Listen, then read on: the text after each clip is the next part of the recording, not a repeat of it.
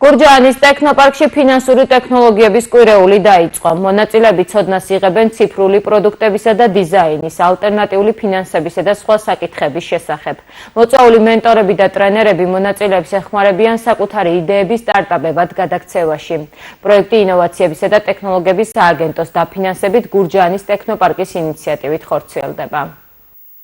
გურჯაანის ტექნოპარკში მიმდინარეობს ფინანსური ტექნოლოგიების კვირეული. კვირეულში ჩართული არის 50 ახალგაზრდა კახეთის სხვადასხვა მუნიციპალიტეტიდან. ახალგაზრდებს აქვთ შესაძლებლობა შეხვდნენ სტარტაპერებს ფინანსური ტექნოლოგიების სფეროდან, მათ შორის კურსიჯი, Adviso და სხვა წამყვანი სპეციალისტები, რომლებიც ფინანსურ ტექნოლოგიებში მუშაობენ. მათ აქვთ შესაძლებლობა გაიღრმავონ ცოდნა ფინანსურ ტექნოლოგიებში, მიიღონ ინფორმაცია და იმუშაონ სტარტაპ პროექტებზე.